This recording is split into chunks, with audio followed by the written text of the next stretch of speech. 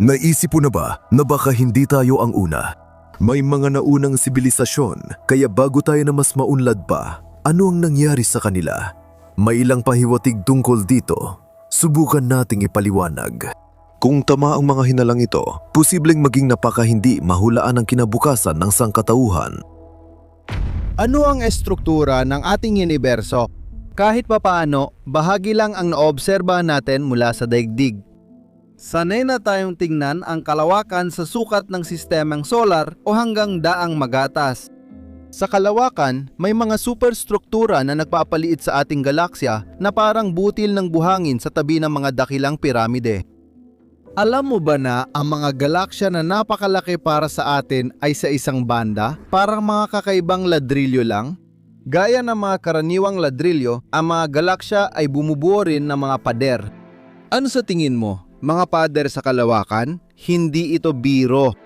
Tulad ng dakilang pader ng China sa mundo, may sarili ring mga dakilang pader ang kalawakan. Ano yon? Ano ang hitsura nila at mula saan sila gawa? Alin sa kanila ang pinakamalaki? Anong kalituhan ang idinulot nito sa agham? Ginawa ni Dimitar Zoc ang mga subtitle. Ang pagsasaliksik sa kalawakan ay isang mahal, komplikado at higit sa lahat napakatagal na proseso. Minsan, nauuwi sa wala ang taon ng pananaliksik pero may mga pagkakataon ding nagbubungga ng kamanghamangang resulta ang masigasig na pagmamasid at trabaho. Ganito mismo ang naging sensasyon noong 2013 ng ang Hungarian na siyentipiko na si István Horváth at Zsolt Bagoy mula sa National University of Public Service sa Budapest, pati na rin si Jon Hakela mula sa Charleston College sa South Carolina ay naghayag ng kanilang natuklasan matapos ang 15 taon ng pagmamasid sa gamma bursts. At ang natuklasan nilang ito ay tinawag na dakilang payday ng Hercules Hilagang Corona. Ito ang pinakamalaking superstruktura sa universo na kilala sa kasalukuyan. Isang dambuhalang estruktura na may habang humigit kumulang 10 bilyong liwanag taon at lapad na mga 7.2 bilyon na sumasaklaw mula sa mga konstelasyon ng Hercules hanggang Hilagang Corona. Dahil dito, nakuha nito ang tanyag nitong pangalan. Ang dakilang pader ng Hercules Hilagang Corona ay madaling naungusan ang dakilang pader ng Sloan na natuklasan noong 2003 na hindi naman ganoon kaimposante. Mas tama, kasama ang bagong finalist, umaabot lamang ito ng humigit kumulang 1.37 bilyong light years ang haba at may radius na mga 1.38 milyong light years.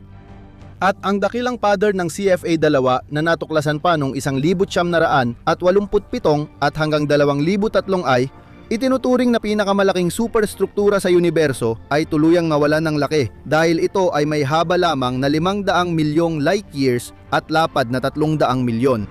Dahil ang dakilang payday ng Hercules Northern Corona ay halos 20 beses na mas mahaba. Nakakabaliw isipin kung paano sa loob lang ng 26 na taon ay maaaring magbago ang pananaw natin kung ano talaga ang ibig sabihin ng marami, hindi ba? Pero ano nga ba ang mga cosmic na pader? Paano sila nabuo at paano natin sila natutuklasan mula sa daigdig? Ganito ang tawag sa napakalalaking cosmic na superstruktura na binubuo ng tinatawag na mga galactic na sinulid at mga void. Ano ba ito? Isa-isahin natin ito. Ang galaktikong sinulid o hibla ay isang kumpol ng mga galaksi na parang sinulid na pinagsasama-sama ng grabidad at may habang humigit kumulang 163 milyong liwanag na taon. Ang galaktikong sinulid ay nasa pagitan ng mga void, bahagi ng kalawakan na halos walang laman. Mula sa mga sinulid at mga puwang na ito, nabubuo ang mga dakilang kosmikong tela na tinatawag na mga dakilang pader. Bago ang 2013, hindi gaanong nagdudulot ng mga tanong ang mga estrukturang ito. Ngunit ang bida ng video natin ngayon ay nagdulot ng maraming palaisipan na sumira sa dating pananaw sa universo at nagbigay ng hamon sa mga modernong siyentipiko. Ano nga ba ang dahilan? Pag-uusapan natin ito mamaya, pero ngayon, sagutin muna natin kung paano natuklasan ang dakilang payday ng Hercules Hilagang Corona. Paano natutuklasan ng mga astropisiko sa daigdig ang napakalalaking estruktura at bagay na bilyon-bilyong liwanag taon ang layo mula sa ating planeta? Tulad ng nabanggit, natuklasan ito dahil sa maraming taong pagmamasid sa mga pagsabog ng gamma ray. Ano ang pagsabog ng gamma ray? Ito ay isang napakalaking pagbuga ng enerhiya na nangyayari kapag bumagsak ang isang supernova na nagiging alinman sa itim na butas o neutron star. Ang pagsabog ng gamma ray ay makitid na sinag na tumatagal mula milisegundo hanggang 1 oras. Ngunit ang karaniwang tagal ay ilang segundo at pagkatapos ng pangunahing pagsabog ay sinusundan ito ng matagunal na kasunod na liwanag sa mas mahahabang alon tulad ng X-ray at iba pang mga alon. Dahil malalaking bituin lang ang nakakalika ng mga pagsabog ng gamma ray, dito natutukoy ng siyentipiko ang presensya ng mga galaksa sa malalayong bahagi ng universo. Bihira ang mga pagsabog ng gamma ray at karaniwang nangyayari lang isang beses kada ilang daang milyong taon. Sa 15 taon ng pag-aaral, may di kapani-paniwalang natuklasan ang mga siyentipiko. Naitala nila ang 19 na gamma burst na may magkatulad na redshift na matatagpuan ng napakalapit sa isa't isa. Isa lang ang ibig sabihin nito, ang pagkakaroon ng napakaraming mga galaksya sa rehiyong ito, at hindi lang ito daan-daan o libo-libo, kundi ibang antas ng dami. Pero kung malinaw na ang tungkol sa gamma bursts, ano naman ang ibig sabihin ng redshift? Isa ito sa mga pagpapakita ng tinatawag na Doppler effect. Ito ang tumutulong sa mga astropisiko ng daigdig kalkulahin ang galaw ng pinakamalayong bagay sa kalawakan. Ang Doppler effect ay nagpapakita na kapag papalapit ang pinagmumulan ng alon sa tagamasid, umiikli ang haba ng alon. Kapag lumalayo, humahaba naman ito. Ang haba ng alon sa kabilang banda ay humahaba. Pinakamadaling ipaliwanag ang epektong ito gamit ang halimbawa ng sound wave na tiyak na naranasan ng lahat. Kapag nakataya tayo sa hintuan ng bus at may dumaan na sasakyan na may sirena, mas mataas ang tunog na naririnig natin habang papalapit ito kaysa sa totoong tunog. Habang papalayo ang sasakyan, bumababa ang tono ng tunog nito. Ibig sabihin, maririnig lang natin ang totoong tunog ng sirena kapag mismong dumaan sa harap natin ang sasakyang pinagmumulan nito. Sa kalawakan, kitang-kita ang epekto nito sa mga bituin. Tungkol ito sa spectrum ng liwanag. Kapag ang daigdig ay umiikot at papalapit sa bituin, ayon sa teorya ng relativity, parang lumalapit sa atin ang bituin. Ang haba ng alon ng liwanag nito ay iikli at ang liwanag mula rito ay magmumukhang asul na para sa mata ng tao ay parang puting liwanag. Kapag lumalayo naman ang bituin, nagmumukhang pula ba ang liwanag nito dahil humahaba ang alon ng liwanag. Dahil patuloy na lumalawak ang universo sa pamamagitan ng redshift ng mga kosmikong bagay, nagagawa ng mga siyentipiko na kalkulahin ang tinatayang laki, lokasyon at kung gaano kabilis silang lumalayo mula sa atin.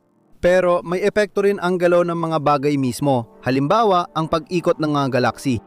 At kapag halos pareho ang redshift ng maraming bagay, ibig sabihin nito ay magkakaugnay ang mga bagay na iyon. Ganito natuklasan ng mga siyentipiko ang pinakamalaking dakilang fader sa universo, pero naging biyaya ba ito sa agham o mas naging sumpa? Maiisip mo, paano makakagulo sa siyentipikong komunidad ang pagtuklas ng isang napakalaking estrukturang kosmiko kahit hindi ito natatangi? Ganito kasi iyon. Magsimula tayo sa dakilang fader ng Hercules hilagang korona. Taliwas ito sa tinatawag na cosmolohikal na prinsipyo na nagsasaad na ang ating universo ay halos pare-pareho at ang laki ng mga estruktura nito ay hindi dapat lumampas sa humigit kumulang 1.2 bilyong liwanag taon. Halimbawa, ang dakilang fader ng Sloan ay halos pasok pa sa prinsipyong ito, pero ang dakilang fader ng Hercules, hilagang korona, ay labis na lumalabag dito dahil lumalagpas ito sa limitasyon ng mahigit 8 beses. Pero hindi ito ang pinakamahalaga. Mas kakaiba ang sitwasyon pagdating sa edad ng bagong tuklas na dakilang fader. Gaya ng nabanggit, 10 bilyong liwanag taon ang layo nito mula sa daigdig. Anong ibig sabihin nito? Kung alam mo paano gumagana ang alon ng liwanag at gaano kabagal ang bilis nito kumpara sa kalawakan, alam mong kapag tumitingin tayo sa bituin sa langit, literal tayong tumitingin sa nakaraan. Nakikikita natin ang liwanag ng mga bituin na nadlakbay ng malayo bago dumating sa daigdig. Maaring wala na talagang mga iyon ngayon, pero malalaman lang natin ito makalipas pa ang milyon-milyong taon. Kaya kung ang dakilang pader ng Hercules, hilagang corona ay nasa 10 bilyong liwanag taon ang layo mula sa atin. Ibig sabihin nito nakita ito ng mga astronomo sa daigdig sa anyo nito noon 10 bilyong taon na ang nakalipas. At ibig sabihin nito, hindi maaring mas bata pa sa 10 bilyong taon ang edad nito. Pero kung ang Big Bang ay nangyari halos 14 na bilyong taon nang nakalipas, ibig sabihin ang dakilang pader ay nabuo sa napakalaking sukat nito sa loob lamang ng 4 na bilyong taon. Pero imposible yon! Hindi talaga sasapat ang ganoong kaikling panahon para mabuo ang ganoong dambuhalang estruktura. Ibig sabihin, iisa lang ang ibig sabihin nito.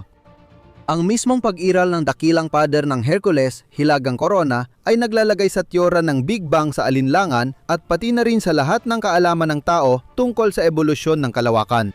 Ganyan ang paradox. Paano mo nga naman hindi maalala si Socrates at ang kanyang maalamat na pahayag? Alam ko na wala akong alam. Akala natin buo na ang larawan ng mundo, pero laging may bagong tuklas na nagdadala ng panibagong palaisipan. Walang duda, patuloy tayong hahamunin ng universo, ngunit patuloy na lalaban ang mga siyentipiko sa hindi patas na laban para sa kaalaman tungkol sa pagkakaayos ng mundo. Matagal nang hindi luho ang sekundaryang edukasyon. Maaring makuha ito ng sinumang nagnanais. Kaya marahil, kakaunti na lang ang mga tao sa mundo na hindi nakakaalam na ang daigdig ay bilog at bahagi ng solar system. Hindi na rin lihim na tayo ay naninirahan sa kumpol ng mga bituin na tinatawag na kalawakan ng daang gatas. Pero tungkol sa kung ano ang tumitibok sa gitna nito, hindi alam ng karamihan. Doon ay may nakatira raw na halimaw, kamakailan lang napatunayan ng mga siyentipiko ang pag-iral nito. Sa simula, ipapaliwanag muna natin kung ano ito. Ang galaktikong sentro ng daang gatas ay isang kakaibang lugar na malaki ang pagkakaiba kumpara sa ibang bahagi ng kalawakan. Ito ay isang lugar na may sukat na humigit kumulang 3,000 parsec kung saan hanggang ngayon ay aktibo pa rin ang proseso ng pagbuo ng mga bituin. Dito mismo nakatira ang halimaw na ikukuwento namin na yon. Ang pangalan nito ay napakalaking itim na butas na Sagittarius A. Bakit ngayon lang uli naalala ng mundo ito? Simple lang! Kamakailan lang siya naging aktibo ulit at malinaw niyang sinabi na gutom siya. Paano nalaman ng mga astronomo ang kanyang aktibidad? Kahit na napakalaki ng kanyang masa, mga 4 na milyong beses ng araw, ang butas sa gitna ng daang gatas ay medyo maliit lang. Ang diametro ng bunganga ay hindi hihigit sa orbit ng Merkuryo, 44 na milyong kilometro. Dati, itinuturing itong medyo kalmado kumpara sa iba nitong mas agresibong mga kamag-anak dahil hindi pa ito kailanman nagbuga ng nakamamatay na X-ray at gamma ray na walang awang pumapatay sa lahat ng buhay sa milyong-milyong milya sa paligid. Hindi mo direktang makikita ang itim na butas dahil kahit ang liwanag ay hindi kayang makatakas mula sa mainit nitong yakap. Kung mapunta ka lampas sa event horizon ng ganitong halimaw, wala nang magpapahalaga sa buhay mo kahit isang kusing at wala nang makakatulong sa iyo para makalabas ka pa. Sa puntong ito, natutukoy lang ang itim na butas gamit ang mga hindi direktang palatandaan. Pinalalala pa ng katotohanang medyo maliit si Sagittarius A, kaya mahirap itong matuklasan gamit ang mga kagamitang gawa ng tao. Bukod dito, ang itim na butas ay natatago mula sa tagamasid dahil sa makapal na ulap ng interstellar gas. Hindi madadaanan ang mga ito na kung ang ating langit ay natatakpan ng ganitong kurtina ng gas sa halip ng ulap, magkakaroon ng walang hanggang gabi sa planeta. Medyo nalihis tayo ng usapan. Bago ang 2018, maraming beses nang sinubukan na pagmasdan ng detalyado ang madilim na bunganga. Kakaunti lang ang tagumpay. Sa ngayon, natatala lang ang kakaibang kilos ng mga bituin sa paligid ng hindi nakikitang lugar. Upang masilip ng detalyado ang paligid ng itim na butas, nilikha ang isang proyekto na tinatawag na Event Horizon Telescope. Ito ay isang malawak na pandaigdigang network na may maraming antena na gumagana sa sub-millimeter na saklaw. Matagal nang gumagana ang proyekto, ngunit ipinangako nilang ilalabas ang mga resulta hindi mas maaga sa katapusan ng 2019. Kamakailan, kumalat sa mundo ang isang sensasyonal na balita. Ang paggalaw ng interstellar na gas malapit sa Sagittarius A ay sa wakas na itala na. Ang mga impormasyon ay nakuha gamit ang grupo ng mga 8 metrong optical na teleskopyo na may VLT, Very Large Telescope Interferometer na pag-aari ng obserbatoryo sa Chile.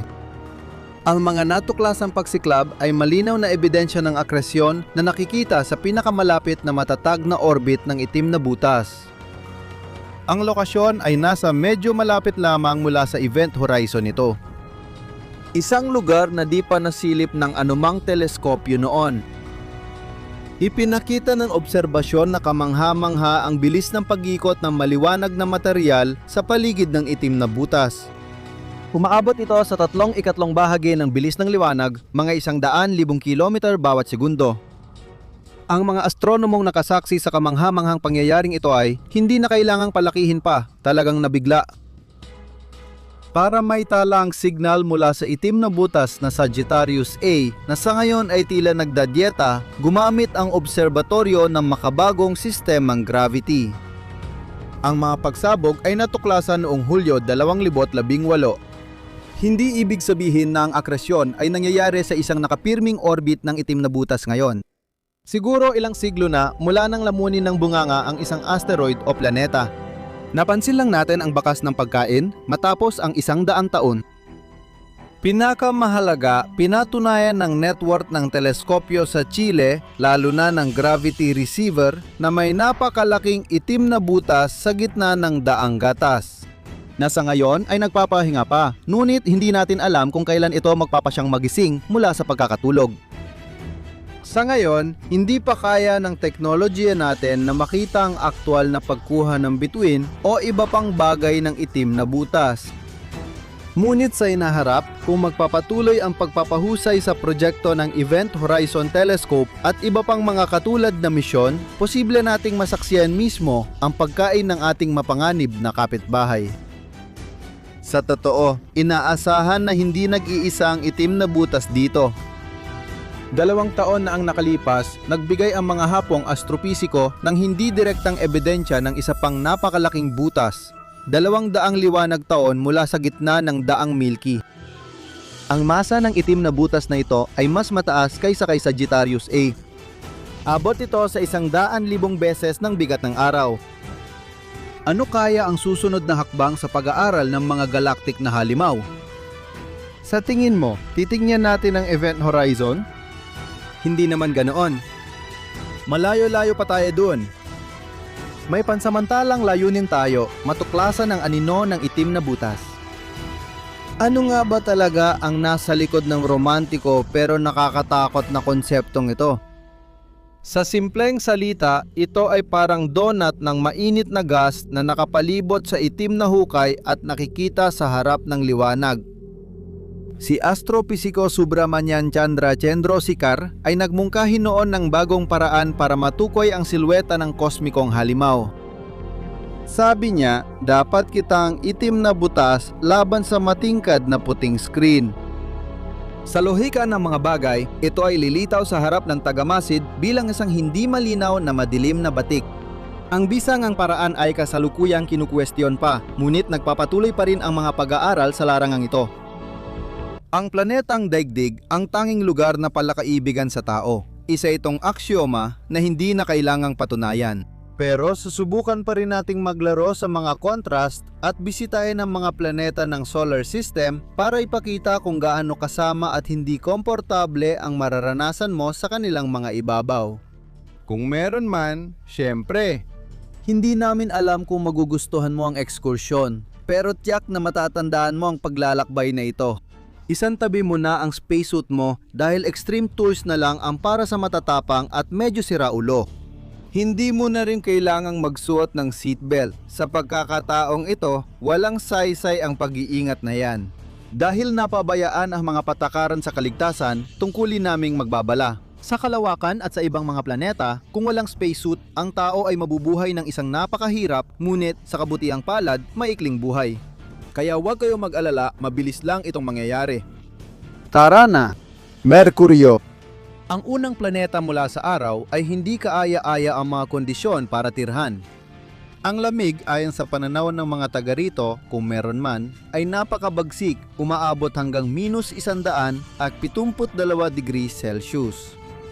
Pagkatapos ng matinding init sa bahaging nasisinaga ng araw ng Merkuryo na umabot sa +430 degrees Celsius, tiyak na malaking ginhawa ang mararamdaman pagkatapos. Sa kahit anong kaso, hindi bibigyan ng planeta ng pagkakataon ang dayuhan na mabuhay ng matagal.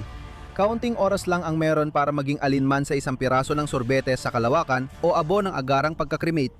Depende kung saang bahagi ka naroroon. Aabutin ito ng mga 1 o 2 minuto, hindi hihigit pa doon. Bukod sa nakakatakot na pagbabago ng temperatura, may iba pang sakunang naghihintay sa tao rito. Kumpletong kawalan ng atmosfera at nakamamatay na radyasyon. Venus. Naisip mo na ba kung ano ang itsura ng impyerno?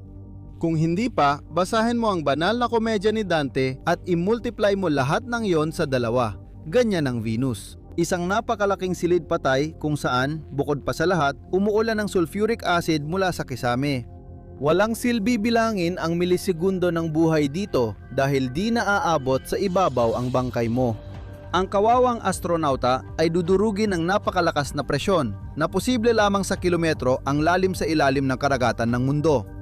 Ang mga organikong labi na makakarating pa rin sa mga bundok at lambak ng Venus ay masusunog ng acid rain at matutunaw sa hindi kapani-paniwalang init na umaabot sa 500 degrees Celsius.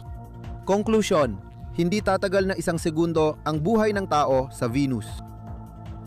Daigdig. Dito, ang karaniwang haba ng buhay ng tao ay 80 taon. Dapat umiwas sa sobrang alak, sigarilyo at hindi masustansyang pagkain. Masama ang McDonald's. Huwag tumawid kapag pula ang ilaw. Pwede kang magsuot ng spacesuit kahit saglit, pero baka paghiwalayin ka ng iba sa lipunan. Adik ba yan? Ang positibong tingin sa pagiging magiliw ng daigdig ay subitibo. Maaring mabuti ito sa atin pero nakamamatay sa isang taga-Mars. Isipin mo ang digmaan ng mga mundo. Mars. Ang pulang planeta ang pinakapalakaibigang bagay sa solar system kung saan malapit nang tumubo ang unang kolonya ng tao. May mga plano ng ginawa at unti-unti nang natutupad na ang pangunahing inspirasyon ay ang progresibo at matalinong si Elon Musk. Pero kahit siya, tatagal lang ng 3 minuto sa Mars nang walang spacesuit. Hindi pa tiyak kung matutuloy ang terraforming dito. Sa ngayon, hindi pa ito angkop sa mga tagalupa. Ang carbon dioxide na siyang pangunahing bumubuo sa pulang planeta ay papatay sa tao sa napakabilis na panahon. At kung isama pa ang mataas na radyasyon, ang buhay ng taong walang proteksyon sa Mars ay di lalampas ng 2 o 3 minuto. Bakit? Kayo na ang humusga. Kung hindi mo nagawang punuin ng hangin ang iyong mga baga, ang tagal ng pananatili mulat ay magdedepende sa kung gaano kakahanda o kasanay ang isang tao. Halimbawa, kaya ng mga profesional na manlalangoy magpigil ng hininga ng matagal. Ngunit tiyak ang asphyxia at pagkawalang malay. Pagkatapos, tatapusin ng ganap na hypoxia ang nasimulan. Matapos ang ilang minuto, magaganap ang hindi na magagamot na necrosis ng mga selula ng otak. Pero ang tinatayang panahong ito ay maaaring mapabilis kung magkakaroon ng barotrauma o pinsala sa mga tisyo ng baga. Agad naming bibiguin ang mahilig sa matitinding eksena. Ang kamatayan sa Mars ay hindi kasing nakakatakot ng sa Total Recall, mas parang natulog ka lang at di na nagising. Bagaman di pa natin nabanggit ang biglaang pagkulo ng dugo ng astronaut sa sobrang babang presyon. Sa madaling salita, mas mabuti para sa mga kolonista na huwag subukang tanggalin ang kanilang spacesuit sa Mars. Jupiter, isang napakalaking gas giant, ang pinakakahanga-hangang bagay sa solar system. Wala itong ibabaw sa klasikong kahulugan ng salitang iyon. Ang Jupiter ay kaharian ng bagyo at ang malaking pulang batik ay mas mukhang epiko. Abutin ng halos 1 segundo matapos lumubog sa magulong atmosfera ng planeta bago malaso ng tao ng mga singaw ng ammonia at sabay na mapunit ng mga bagyong nagangalit dito. Pero mas mabilis kang papatayin ng radyasyon na bumabalot sa higante ng makapal na patong na ilang kilometro ang kapal. Saturn, ang ika-6 na planeta mula sa araw, ay hindi rin magiliw kahit kaakit-akit itong tingnan. Maganda ang singsing ng Saturn mula sa malayo, pero sa malapitan, matindi ang kondisyon doon. Kahit naka-iskafandro ka o wala kang tsansang mabuhay. Pero mga 1 segundo pa rin ang itatagal ng tao bago mapuno ng methane at ammonia ang kanyang mga baga at literal na tangain ng bagyo ang hindi pinalad na turista. Pero bago siya mapunta sa buhawi ng higante, kailangan munang makilala ng astronauta ang pintuan ng impyerno, ang mga singsing ng Saturn. Akala mo solid ang mga ito mula sa malayo, pero binubuo pala ng maraming yelong bato na mula butil ng buhangin hanggang laki ng maliit na bahay. Pinalilibutan nila ang planeta, umiikot sa paligid nito sa matataas na bilis, kaya malabong makaiwas sa isang nakamamatay na banggaan. Uranus. Ang atmosfera sa kakaibang mundong ito ang pinakamalamig sa lahat ng planeta sa solar system. Ito ay umaabot sa -224 na antas Celsius at halos malapit na sa absolute zero. Dahil dito, ang tao na walang spacesuit ay mabubuhay sa Uranus nang hindi hihigit sa 1 segundo bago magyelo. At kung ano na lang ang matitira sa astronaut ay lilipad sa atmosfera ng Uranus, tinutulak ng hangin na aabot sa 900 kilometro bawat oras. Neptuno. Ang pinakamalayang planeta mula sa daigdig at ikalima kung saan mabubuhay ka ng walang spacesuit mga 1 segundo lang. Sa totoo lang, sa mga kondisyon dito, hindi rin gaano makakatulong kahit ganap na selyado ang proteksyon ng tao. Ang yelong higante ay parang Uranus, ngunit may malaking batik sa atmosfera na kasing laki ng 2 daigdig at nakikita sa propesyonal na teleskopyo. Isang walang hanggang bagyo ito na pinangalan sa malaking madilim na batik ng Jupiter. Dito, umihip ang hangin ng napakabilis, umaabot sa 600 metro bawat segundo. Dahil dito, ang astronaut ay agad nagyelo at napupunit hanggang maging mga atomo. Ito na ang buong listahan ngayon dahil hindi kasama ang Pluto mula nang alisin ito sa mga planeta. Pero maniwala ka, dun hindi ka tatagal kahit isang suspended ng walang spacesuit, kundi ilang bahagi lang ng segundo.